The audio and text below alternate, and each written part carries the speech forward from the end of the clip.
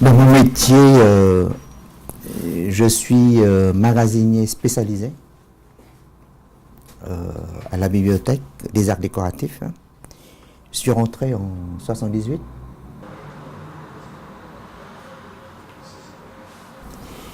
Mais je suis arrivé en France après la guerre. Mon père travaillait à l'époque dans un hôpital Graal, hôpital français au Vietnam. Et il a réussi à obtenir la nationalité française quand il était au Vietnam. Après la chute de Saigon, bien sûr que nous, on fait la demande pour retourner en France en tant que rapatrié, tu vois. Puis après, je suis rentré en janvier 1976. Puis j'étais à l'époque au lycée La Sainte-Abert, aussi c'est le lycée français au Vietnam. J'étais en terminale et j'ai suivi mes études en terminale au lycée de Pontoise. Voilà, et puis après, j'ai rencontré mon épouse. Et puis voilà, on a décidé de fonder une famille. Puis quand on veut fonder une famille, il faut qu'on assume la responsabilité quand on a des enfants. Du coup, je suis obligé d'abandonner mes études. Et voilà, j'ai cherché du travail. Et je suis, voilà, maintenant, mon destin m'a choisi de rentrer aux arts décoratifs. Puis, moi, je dois dire que ma vie professionnelle m'a coûté très très cher, sauf je suis d'un côté ma vie privée, familiale, je suis très heureux. Je suis heureux surtout d'avoir une femme qui m'a toujours soutenu. Voilà. Pendant 35 ans de mariage. Voilà. Elle est toujours là.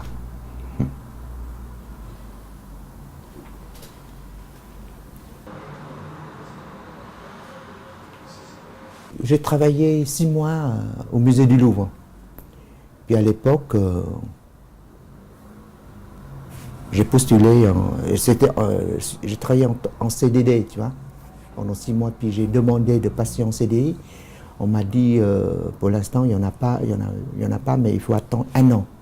Et puis à ce moment-là, j'ai un collègue qui a un frère qui travaille aux Arts Déco, qui m'a dit, tiens, il y a une place, si tu veux, je peux demander, puis tu postules.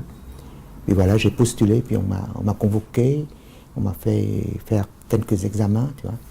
Puis voilà, et puis voilà, on m'a pris. À l'époque, les arts décoratifs, c'était pas comme maintenant. Hein. À l'époque, c'est que, moi je me souviens, en 78, le service du personnel à l'époque, on est payé par le musée du Louvre. Tous les mois, tous les mois, on recevait les bulletins de paye avec un indice comme le Louvre. Voilà. On était comme des fonctionnaires, si tu veux. Puis la paye vient du Louvre, c'est-à-dire il y a un service du personnel, mais tous les mois, on est allé au Louvre pour chercher les bulletins de paye et redistribuer aux salariés des arts décoratifs. Ouais. C'est intéressant ça. Oui, oui. Et nous, je me souviens, on mangeait à la cantine du Louvre. Et c'était après prélevé directement sur notre fiche de paye, selon nos indices, selon nos catégories. Tu vois? Et puis après, c'était jusqu'en 1981, quelque chose. Et, on a appris que le statut des arts décoratifs va être changé. C'était le président à l'époque, M. Bordas, voulait être indépendant. Et c'est à ce moment-là qu'on a... D'accord, vous avez changé de régime. On a changé de régime. Voilà.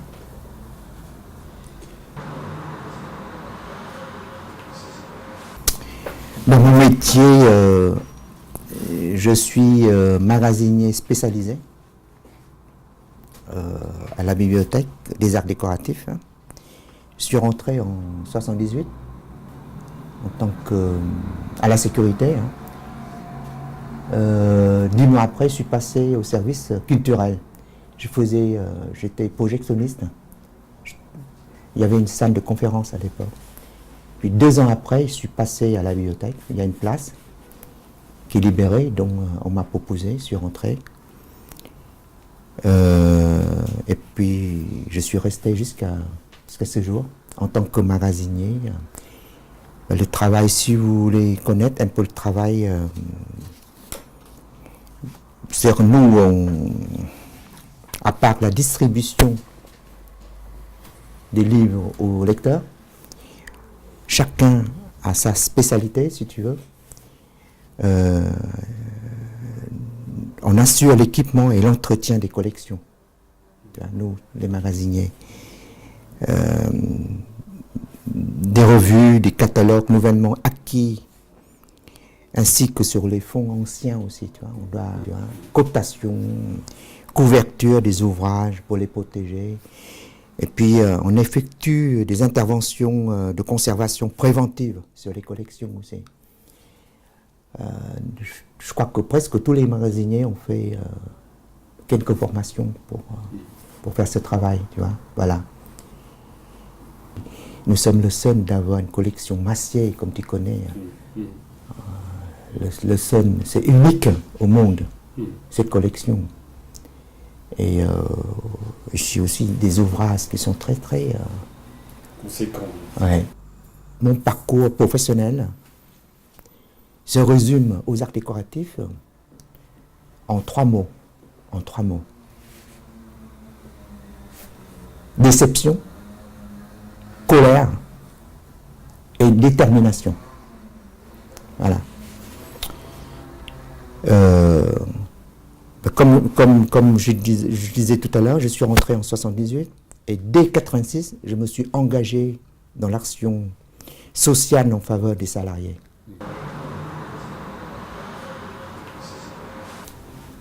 Je dois dire aussi que je suis élevé par un père qui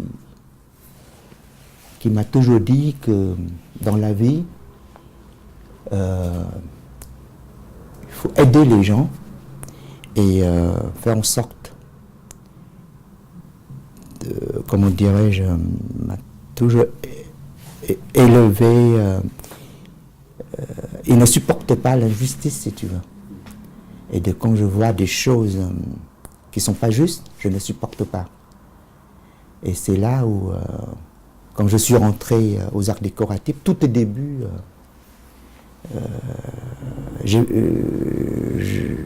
c'était pas dans mon esprit de s'engager dans le syndicat, mais sauf après, comme j'ai pu observer de mes propres yeux des choses qui sont passées devant moi, des abus de pouvoir, tu vois, par les directeurs, soi-disant des hauts fonctionnaires, qui sont permis de s'enrichir et puis de nous donner des leçons de morale. C'est à partir de ce moment-là que je me suis dit, comme tout au début, ma vie se résume en 3 mots. Le dernier mot, c'est la détermination. Et donc, c'est le mot où, pour moi, il me reste... D'ailleurs, j'ai annoncé à tous les salariés des arts décoratifs, je pense que je vais prendre ma retraite dans 3 ans et demi à peu près. Et 3 ans et demi qui me restaient, je suis déterminé. Je suis déterminé à rétablir la justice sociale. Si les salariés nous donnent ce pouvoir, ce moyen. D'accord? Sinon, on fait ce qu'on peut. Hein. Et je dois dire,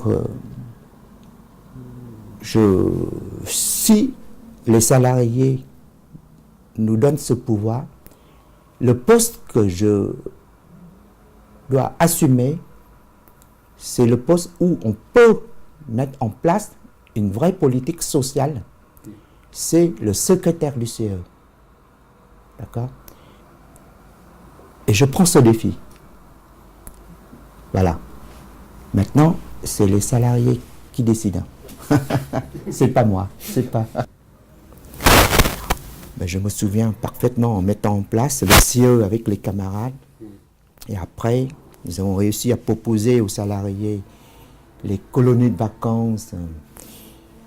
Puis l'arbre de Noël, à l'époque, ça n'existe pas pour les enfants. Et nous avons mis en place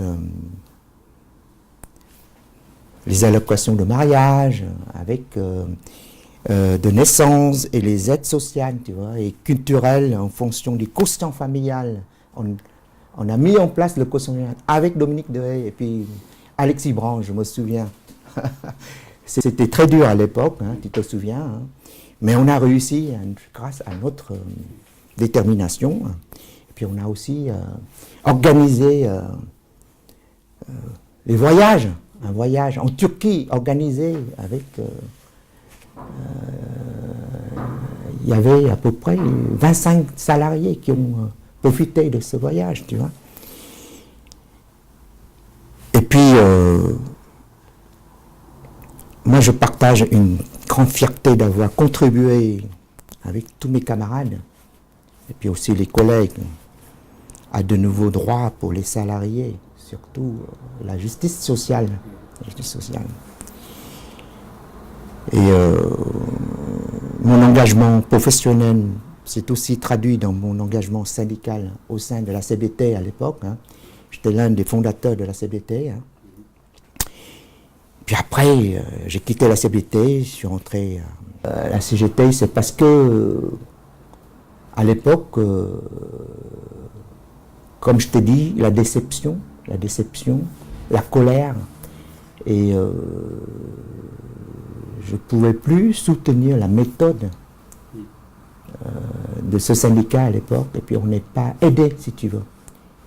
Et c'est pour ça que, après, j'ai que la chance d'avoir eu le contact avec la CGT, et puis à travers la CGT, j'ai rencontré Vincent Crière. Et une fois que j'ai parlé avec Vincent Crière, ça m'a rassuré. J'étais secrétaire du CIE à l'époque. Hein. Et moi, c'est pour cette raison-là que j'ai décidé de quitter la CGT et puis créer la CGT. Et je dois dire que je suis heureux et fier de mon travail. En ce qui me concerne, je suis profondément attaché à la justice sociale et à la défense des conditions de travail de tous. Moi, j'ai toujours considéré que l'action syndicale participait en représentant les salariés et leur savoir-faire, aussi bien à la construction du service rendu au public qu'aux bonnes relations de travail dans cette institution. Mais mon sentiment, c'est malheureusement, ce n'est pas forcément le point de vue des directions qui se sont suicidées à la tête des arts décoratifs jusqu'à maintenant. Tu vois. Pour illustrer juste mon propos, tu vois, il y a exactement à peu près 18 ans, la direction à l'époque m'a convoqué pour me demander de choisir entre ma carrière professionnelle et mon activité syndicale. Tu vois. Puis elle m'a dit carrément de faire ce choix. Tu vois. Et dans ma vie traduisant un état d'esprit hostile envers les salariés qui s'impliquent activement dans les activités syndicales. Et, là, et puis, considérés comme des ennemis que comme des partenaires sociaux, malheureusement. Je dois dire que ce comportement agressif, la méthode, pour moi, à la mode des entreprises privées, tu vois, c'est évidemment pas lieu d'être dans le cadre du service public, même si les relations entre direction et syndicats et représentants du personnel peuvent ne pas être sans confrontation forte. Quand on défend l'amélioration des conditions de travail, les emplois, tu vois, le pouvoir d'achat des salariés pour la qualité du service rendu au public. Voilà, donc c'est pour ça que je dois dire que mon engagement syndical aux Arts Déco m'a coûté très cher. M'a coûté très cher.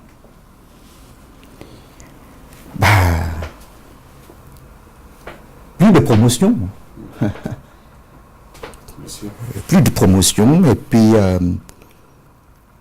jamais, pas de prime au mérite. Jamais, jamais, au bout de 37 ans et demi, pas de prime au mérite. Mais bon. Mais aucune perspective d'évolution de carrière. Voilà. Mais pour moi, cet engagement syndical a été, pour moi, c'est une source d'enrichissement personnel de connaissances et de relations humaines, pour moi. Très important, incomparable. Incomparable.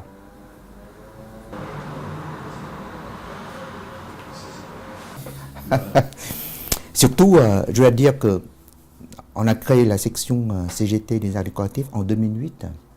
La première lutte qu'on a menée, c'est en 2009.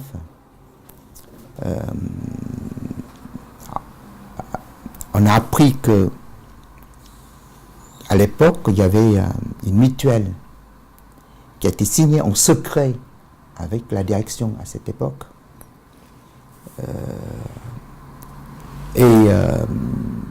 Signée avec la déléguée syndicale CGC.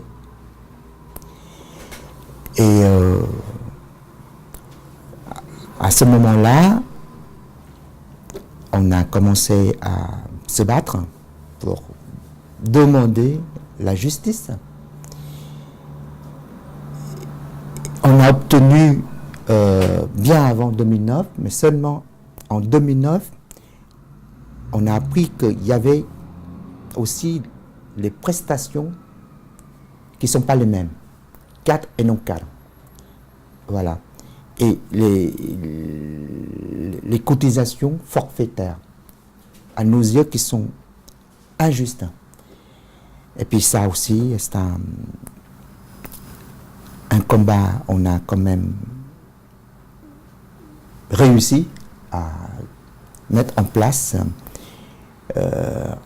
une prestation identique. Donc maintenant, il n'y a plus de prestation 4 et non 4, mais il y a prestation unique pour tous les salariés. Seulement, on n'a pas réussi de mettre en place les cotisations proportionnelles au salaire. Mais c'est un combat où on ne va pas lâcher. On continue. Pourquoi pas, après les élections, si les salariés nous donnent le pouvoir. Voilà. Il ne faut pas oublier qu'on a réussi à obtenir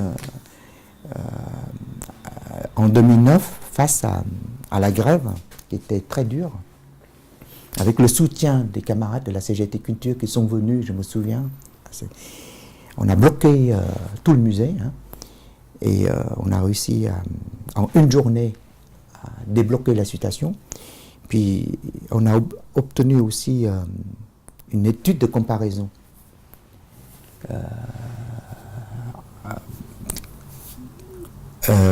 c'est le fameux rapport de Saviroy, alors qu'on est en train de travailler, hein, qui est sorti maintenant.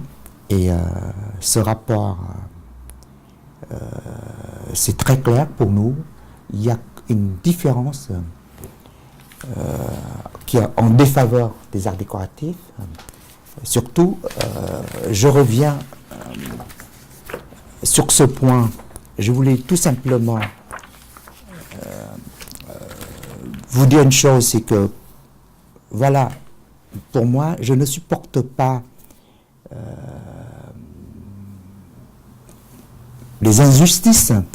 J'ai devant moi un accord d'entreprise, une convention qui a été signée entre les arts décoratifs et le ministère. Dans le préambule, c'est bien stipulé, les parties signataires considèrent que cet accord d'entreprise ne constitue qu'une étape dans l'amélioration progressive des conditions d'emploi dont l'évolution relève de la négociation collective. De nouvelles progressions sont nécessaires, notamment avec le soutien de l'État, Direction des musées de France, qui verse annuellement aux arts décoratifs une subvention forfaitaire devant assurer la continuité du service public dans des conditions similaires à celles dont bénéficient les musées nationaux. Elle s'engage en particulier à tout mettre en œuvre pour aboutir prioritairement à la création d'emplois pour assurer à l'aide de personnel permanent la couverture minimale des besoins de sécurité entraînés par les expositions temporaires, à l'équivalence des niveaux de rémunération des personnels de catégorie et qualification semblables occupant des emplois équivalents au ministère de la Culture. Comme cela a été longtemps le cas, la rupture avec cette équivalence à partir de la fin des années 70 ayant entraîné une dégradation de la situation du personnel et constitué un frein à une bonne gestion des ressources humaines. Voilà. Je demande tout simplement qu'ils respectent leur engagement par écrit. C'est tout. On n'a pas demandé quelque chose d'extraordinaire. Voilà. En 2013, une trentaine de salariés, on est allé au ministère et en demi-journée, on a obtenu, comment dirais-je, on a signé un protocole pour débloquer la situation. On a obtenu la prévoyance. Et on a appris que la prévoyance à l'époque, vous vous rendez compte, on n'a jamais vu en France, et pourtant ça existe à notre époque, que la prévoyance est financée jusqu'à 90% par l'employeur pour le collège cadre. Et les autres, on n'est financé que 50%. Et petit à petit, on découvre plein de choses dans la prévoyance. Les prestations, c'est une honte, je vais dire, c'est une honte. Je cite un exemple. Depuis 2009 jusqu'en 2013, il y a à peu près une vingtaine de salariés qui sont décédés. Et malheureusement, on a appris que les frais d'obsèques n'existent pas pour ces gens-là. N'existent pas. Et pour les cadres, je souhaite à personne. Mais pour les cadres, les frais d'obsèques,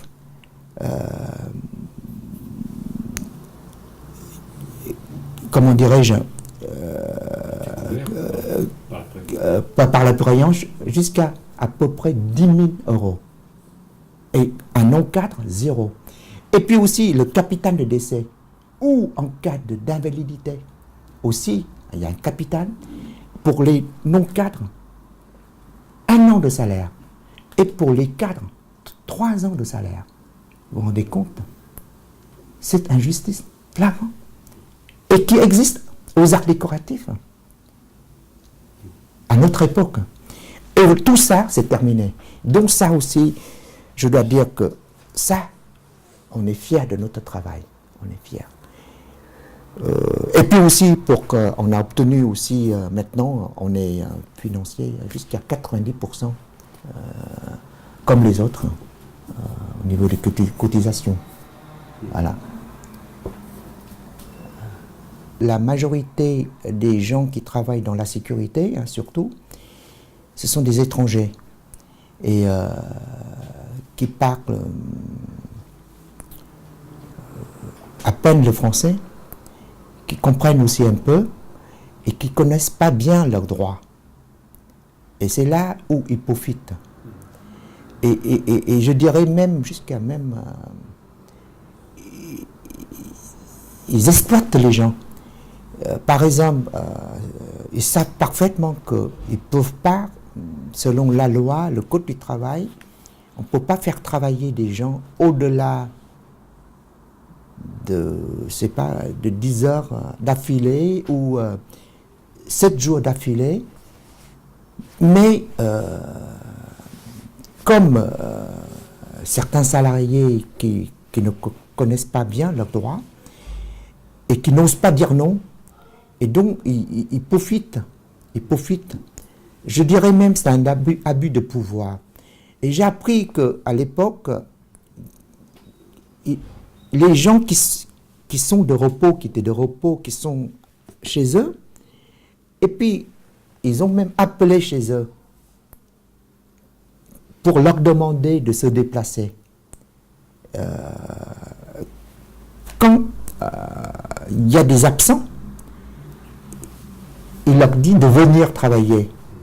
Voilà. Et en sachant que ces gens-là ont déjà travaillé 6 jours d'affilée. Donc selon la loi, on n'a pas le droit de faire payer, de faire travailler des gens au-delà de 6 jours. Mais non, ils le font. Et depuis des années, jusqu'au jour où le salarié n'en pouvait plus, il a dénoncé, il est allé voir un délégué pour se plaindre de tout ça. Puis nous, on est intervenus. Et puis voilà, depuis, on a quand même réussi à faire changer pas mal de choses. Et, par exemple, le fait de parler avec les gens, il y a plusieurs façons de parler. Ça se voit à travers de leurs gestes. Par exemple, là, il y a quelques mois, il n'y a pas longtemps, un conservateur est passé ce jour-là, je ne sais pas qu'est-ce qu'il a, dans sa vie privée, il était en colère. Et puis il a hurlé sur une personne, sur une agent de sécurité, une femme. Et puis heureusement qu'il y avait une caméra qui a tout filmé, tout enregistré. Et puis il faisait des gestes odieux. Et la personne était traumatisée. Et on a tout vu grâce aux caméras, au PC. Et la personne est venue me voir. Et donc je suis là, déterminé à demander des explications et puis demander de voir l'enregistrement. Et j'ai appris que le lendemain, ce conservateur-là, je crois qu'il a appris qu'il était filmé. Il est venu 3 fois pour demander des excuses. 3 fois à la personne. Et ce n'est pas la première fois. On demandait, par exemple, ça ne coûte pas grand-chose ou ça ne coûte rien de dire s'il vous plaît. Voilà, par exemple, on demande de faire quelque chose, d'exécuter une tâche, mais si on dit, il y a plusieurs façons de demander. Par exemple, si on dit, est-ce que vous pouvez faire ça, s'il vous plaît, oui. Ou de dire carrément, vous faites ça. C'est différent. Voilà, c'est à l'UQAT, c'est ça où il y a un vrai problème. Un vrai problème de... Et je crois que il y a des formations. Hein.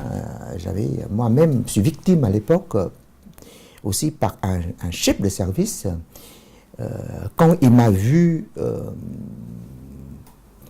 être en train de travailler, de faire mon travail, d'aller voir en tant que représentant du personnel dans les galeries, il ne supporte pas. Pour lui, il ne supporte pas. Donc, dès qu'il passe, la première chose, on doit dire bonjour. Mais non. Tout de suite, il dit, qu'est-ce que vous foutez là? Vous n'avez rien à faire ici. Partez. Voilà. Il part avec un représentant du personnel. Et donc, je suis obligé de demander à la direction, à l'époque, de l'envoyer, de faire de formation pour diriger une équipe. Quoi. Parce que sinon, on est dans le milieu culturel. On n'est pas... Voilà.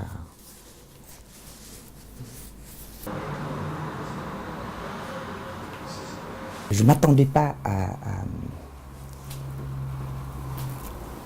à comment dirais-je, rencontrer un directeur qui était aussi brûlant, violent, excuse-moi le mot, jusqu'à ce point, quoi. Il était agressif dans des réunions, quand il est contrarié ou on lui répond, on n'est pas d'accord avec lui, il nous agresse. Et puis, il lance des mots vraiment vexants et choquants même, je dois dire. Il disait devant tout le monde, je suis directeur, je fais ce que je veux. Je n'ai jamais vu un directeur aussi violent à tel niveau, quoi.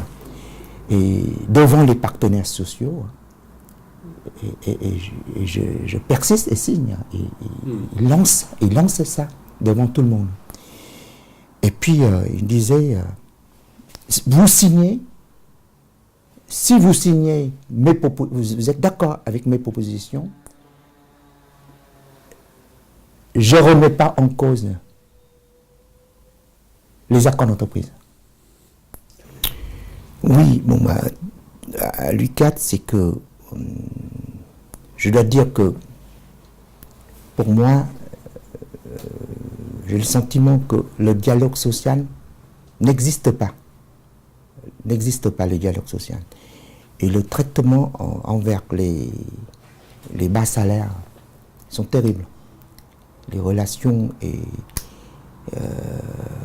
on n'est pas respecté, on est méprisé, C'est comme ça le dialogue social, en pensant qu'avec lui, il est arrivé, on nous a dit que c'est quelqu'un qui avait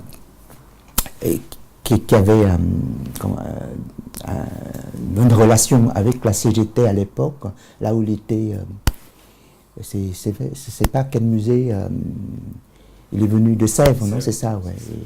Il a une très bonne relation avec la CGT, je sais pas. Ce qu'il disait, lui, tout le temps dans des réunions, moi, comme à Sèvres, avec la CGT, j'ai eu une très bonne relation. Voilà. On est ravis, mais quelques temps après, c'était pas du tout ça. C'était pas du tout. Et puis après, il s'est permis de créer un poste secrétaire général.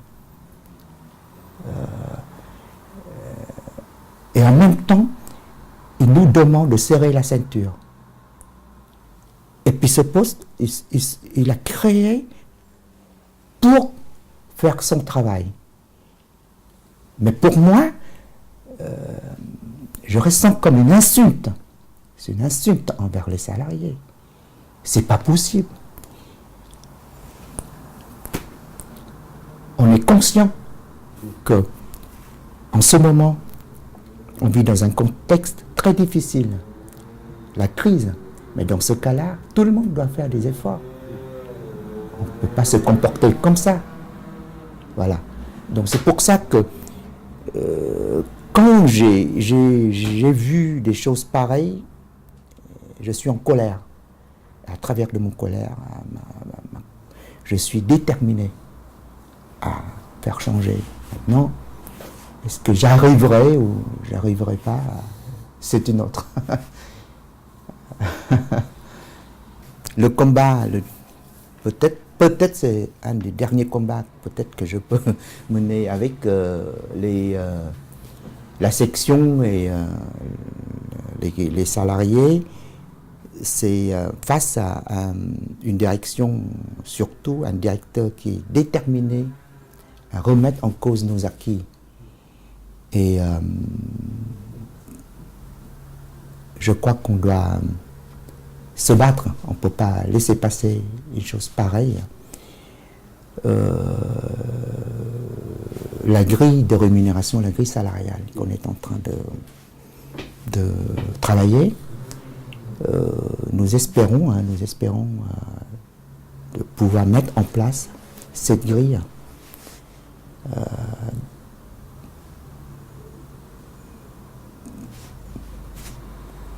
très prochainement.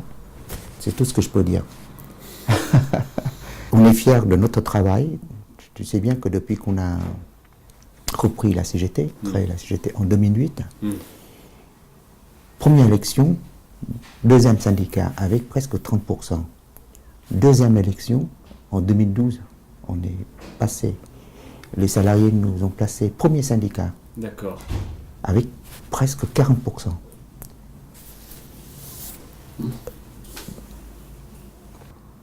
Nous espérons que les arts décoratifs